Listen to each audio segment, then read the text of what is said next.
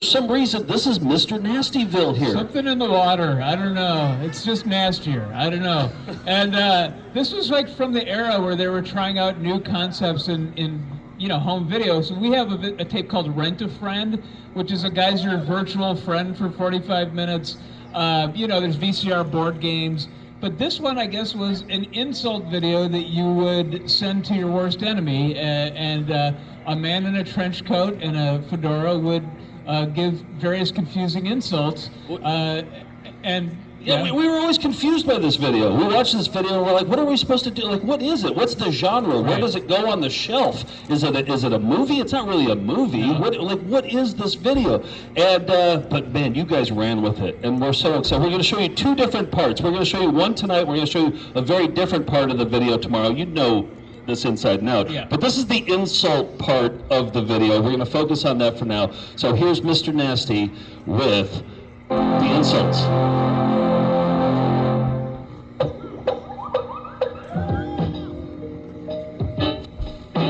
Volume 1.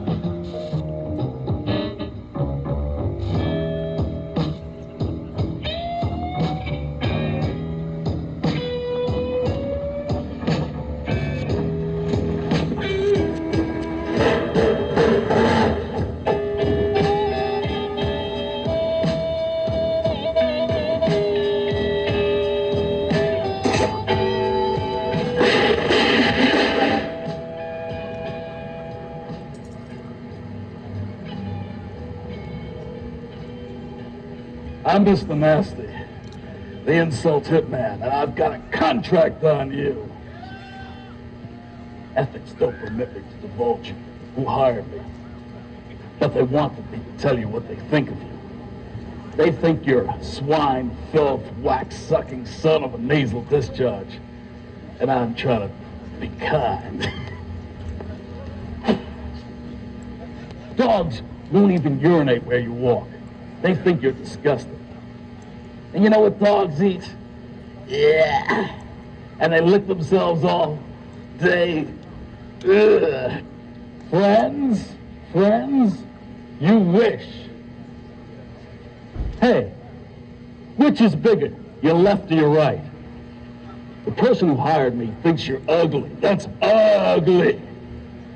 You're so ugly, you'd make a Hindu eat hamburger, a Jew eat pork, a piranha go vegetarian. You're ugly. You listen to my boy. If he says you're scum, you're scum. You're a walking testimonial for birth control. You're living proof that a mind is a terrible thing to waste.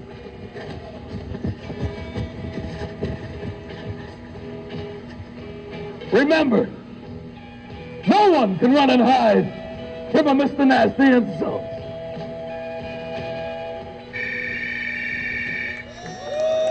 Legendary. That's what legends are made of right there. And that's go on for, who was Mr. Nasty. We knew the name. It was Larry. Oh, I think we went to the next clip. Oh, did it? Okay. But we knew Larry Pines and that was it. So we couldn't find him. So we had our VHS detective, George, do some research. George, come on. George, where are you? Where's George? He's our VHS detective. Tell us the journey. Tell us about how you found Mr. Nasty. Thank you, Joe. Now, luckily, viewers of the show VCR Party, the weekly YouTube spin-off to the Found Footage Festival, they spotted this actor in several different places. First, they sent a clip from The Naked Gun, where OJ Simpson is shot by a group of people. Somebody zoomed in and said, "Is this Mr. Nasty?" And immediately it was. Then somebody else sent a clip from the video for the song Magic by the Cars and said, "Is this Mr. Nasty?" Sure enough. And then finally somebody said, "Did you actually look at the closing credits to the Mr. Nasty tape?" And I said, "Well, no." And there we found the name of Mr. Nasty. It was a journey. Then I made some calls, and I heard the voice that I knew, a VHS legend. Gentlemen, let's introduce everybody to Larry Pines, Mr. Nasty. Here he is! Nasty. The one and the only. There he is, my man. Yes. Oh, here we go. So, Larry Pine's wearing the trench coat and the hat from the video. Yeah, I was trying to wear a trench coat this afternoon, but it was so hot I couldn't be a real Mr. Nasty. It just have to be somebody just sweating it out. Well, thank you for coming all the way to Mahoning, PA for this. Can you tell us how you got cast as Mr. Nasty? You know, by the way, can I get somebody to help me get a light? A light on this? Yeah. You got it? Okay. Yeah, Larry's written a sheet here, so, okay. Yeah, okay. But but how did you become Mr. Nasty? Oh, I had become Mr. Nasty. Well, it wasn't easy.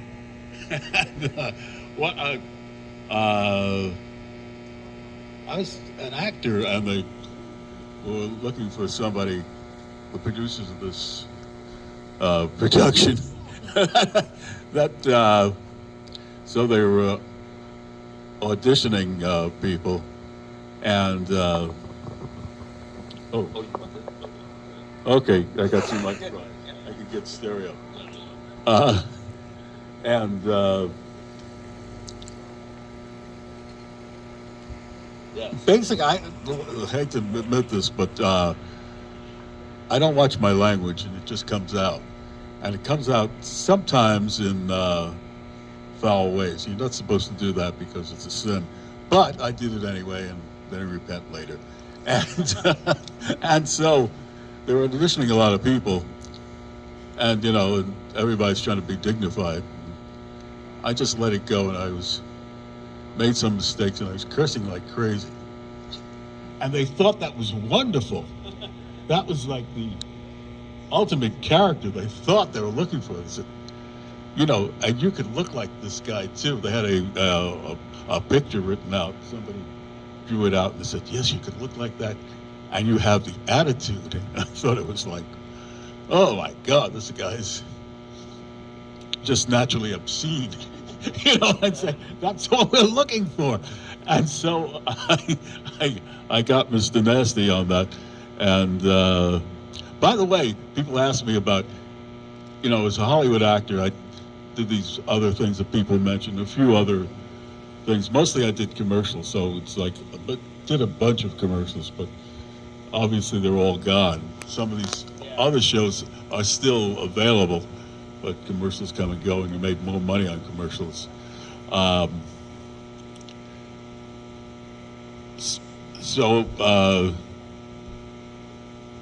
This was usually you shot at these productions in Hollywood, and producers should have shot it there, but they were trying to save money, so we went to Oregon. And you think, well, you know, they don't have much production there, but they went to this particular town called Ashland, and it has a Shakespearean festival, so they have actors and producers and scenery guys and all this stuff. And you may not think this, but all the other characters outside of myself were all Shakespearean actors. And you couldn't tell that, like, you know, to be or not to be, and that is the question, you know. So that was the cast of Mr. Nasty, who's made of theatrically trained Shakespearean actors. Yeah, all the other actors were, you know, and they're kind of hammy, but the director got them down to being obscene, you know, or you know, on my level. I don't know if you've seen all the oh yes, I'm taking your microphone. I didn't want to take it away. Yeah. No, but like this place, did you have any idea that Mahoning Drive-In, like that you had this huge fan base here? Oh no, I didn't, because what happened was, it was very hard to find the producers and something. I talked to Virgil, who's one of the Virgil, people that the mastermind. Yes, Mr. Mastermind. Yeah. And who created all this, mostly by himself and with other people. And he said, the people that made the VHS, even though they're done under union and you're supposed to get residuals, did not get any residuals. And so I signed up for this. I got X amount of dollars per day for shooting and transportation to Oregon, which was nice. But I was supposed to get 10 cents for each sale of... Oh, Mr. Nasty. Every time the Mr. VHS Nasty, tape would you know. sell, you'd get 10 and cents? according to them, and they were selling it, I don't know, maybe for about 20 years. Yeah. They had sold no copies. So I said, I should have made at least a dime. Somebody should have bought one copy. You know what? I heard that somebody here is selling Mr. Nasty dolls, or they at least made one. I don't know if they're selling them. I think they made one to give to you. Yes, maybe that's it. They just I made don't know one. if it's an effigy. I think it was respectful. They want to present you with a doll at some point. But maybe that will make up. That will make up for all your lost residuals. I don't know. Losses, I think what I'm thinking that because these were really one of the best-selling of the VHS series, each one could have sold a couple of 100,000 because it was sold all across the country.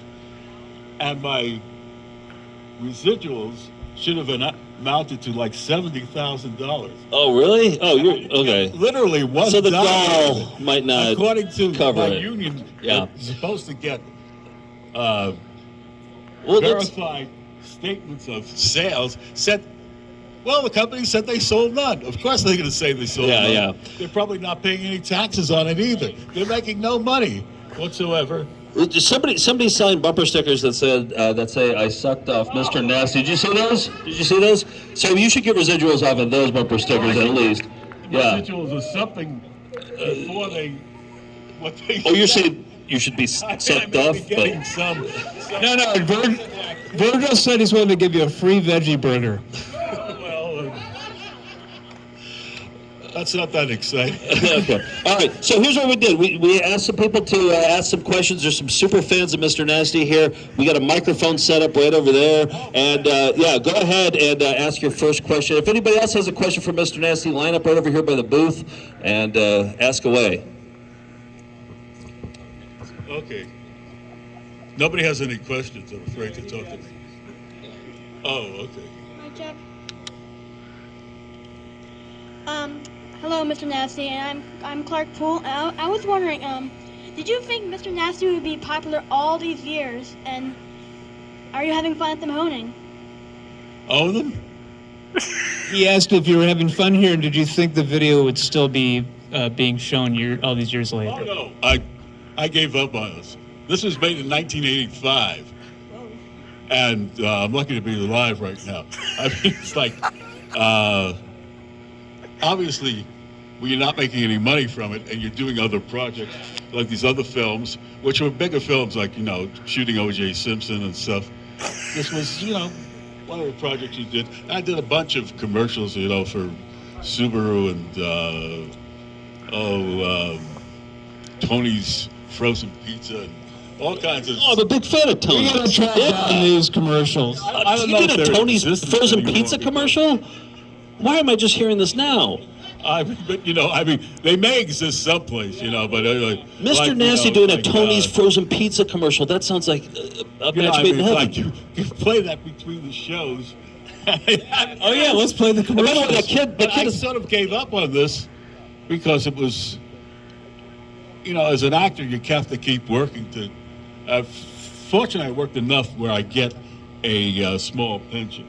Yeah. Obviously, you're working, and so I get a pension. I get Social Security, and so I'm not rich or anything, but something in Tony's is '85. It was almost a smaller project than the others. So I said, no, everybody's forgotten about this. And the union certainly didn't care. It didn't get me any residuals. So And were you what to do about this?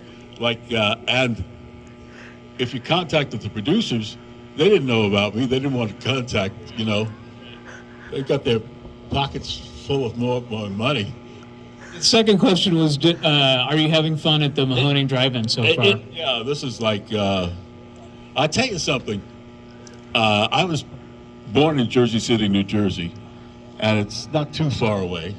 And it's sort of similar climate, it rains every 3 days. And I moved out to California. I had a radio career, and I gave it up to acting because I just wanted to change. And but LA never rains. It's always dry and hot, and it's very congested. I mean, it is tough to get. Driving is just you know. Oh, the traffic in LA. It's just a lot of times you'll go through an intersection and wait for 3 lights before you can cross it. This is literal, and the pressure is just constant. You know, people cutting you off or this and that. It's just like you're hemmed in. So coming out to a beautiful rural area. Yes. You know. Also, you know, this reminds me of one radio station I worked early in my days was in Franklin, New Jersey. I don't know where Franklin is, but it's near somewhat suffering New York, which is the corner between New Jersey, Pennsylvania, and New York. So it's not far away, and it has this similar condition, and it was pleasant. You know, the atmosphere is pleasant. The little homes were nice, and we saw they had a lot of apple orchards there. I mean, like. Yeah. How about this though? We're out in a field. We're watching movies. We're like, there's cows around us. It's as good as it gets. Theaters. I think the last time I went to a drive-in theater, I had a girlfriend, and was working for a radio station in Albany, New York, and we had. She liked drive-in theaters, and we had a good time going to drive-in theaters. Didn't see much. Yeah, okay. Mr. Nasty, yeah. And Mr. Nasty, there's one more question?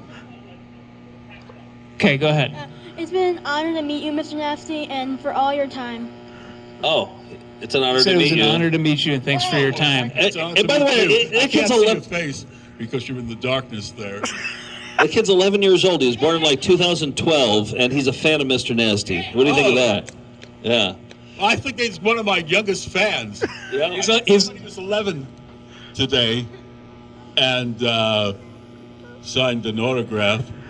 And you know, it's wonderful to meet people here from all over the world. I met somebody from New Orleans, and I said, well, God, you know, what part of Pennsylvania you're from? He says, I'm from New Orleans. But anyway, well, I can't meet people that are further than that. That's like 1,000 miles. Yeah. To come here for 1,000 miles. It's a pleasant place, but it's kind of expensive to take a 1,000-mile trip. And then I met people that were asking for autographs. One was from Canada, and another was from Norway. So I said, my God. Yeah, worldwide. The little theater gets around How about all that? over the world. All right, Mahoning Drive-In. Bringing the world together. And, by way of Mr. Nasty. Larry, you'll be here tomorrow to sign autographs, and you'll crawl out of the dumpster in the back. And I heard that they wrote M. Nasty on a dumpster here years ago. That's my particular dumpster. Yeah, that's what I did in the show. Yeah. Why didn't they just write Mr. Nasty on the dumpster? Why did they do M. Nasty? I don't know. They wanted to save paint or something. I don't know. But that was what was not in Ashland, but a town that's a little bigger, so slightly metropolitan, which was, I forget what the name of this, but they make a lot of wood products up there. Yeah. That was where the alley was, where you crawled out. Okay. Yeah. Okay. Do we have another question, or do we want to? Did you want to do something, Larry? Did you want to? Yeah. Did you want to? If I wanted, give me a little. Yeah, for sure. Read something Yeah. out. Okay. So you have like a routine or something that you're going to perform for us? It's a sort of a something I want to sing a cappella. You're going to sing something? Yes. Oh, sweet. Yes. All right. But if I could get a little serious. Oh, okay. For a minute, if you could indulge me. Yep. But I feel like I should show a little humility and just in the world, and a little spiritual sense. I tell you, something happened. I almost wasn't here. I had a condition that was similar to this football player. I think his name was Damien, or played for the Bills when he collapsed on the field. yeah, That guy. he had cardiac arrest. Yeah. And a month before that, and of course, thank God he came back. And I had that before that, and technically, before the paramedics got to me and gave me a shock, I was dead for 10 minutes. So I feel like Lazarus. You were dead for 10 minutes? Right. Literally, this is Wow. A Tony's frozen pizza commercial, and you were dead for 10 minutes. Yeah, I mean, it's like I'm leading a but I don't know if you're religious or not, but if I'd like to just sing a hymn. Sure. Because I've done this in church before. Yeah. I sing it a cappella. And if you know this hymn, just sing it along, because it just, I feel I should show a little respect to God. Okay. You know. Yeah, let's do it. And it's called Softly and Tenderly. Okay. Do you know that hymn? I don't know it. No. Okay. Do you know it, Nick? No. I'll jump in if it starts to sound familiar. Okay. I was trying to get music behind it, but I couldn't find anybody to do it. Joe, do you want to? Do a beatbox Yeah, or something? yeah, something, Okay. yeah. I can't. All right. Sorry, you're on your own, All Larry. right. Okay. Softly and tenderly, Jesus is calling, calling for you and for me. See on the portals, he's waiting and watching, watching for you and for me. Come home, ye who are weary, come home. Earnestly, tenderly, Jesus is calling, calling, oh sinner, come home. Why should we tarry when Jesus is pleading, pleading for you and for me? Why should we linger and heed not his mercies, mercies for you and for me? Come home, ye who are weary, come home. Earnestly, tenderly, Jesus is calling, calling, oh sinner, come home, come home, come home. Ye who are weary, come home. Earnestly, tenderly, Jesus is calling, calling, oh sinner, come home. And now Winterbeast, everybody. And Winterbeast. Come back tomorrow. We're going to have Larry back up, and we're going to ask him some more questions. We're going to show another part from the Mr. Nasty video. Thank you, Larry. And the That was great. Yes, that was awesome.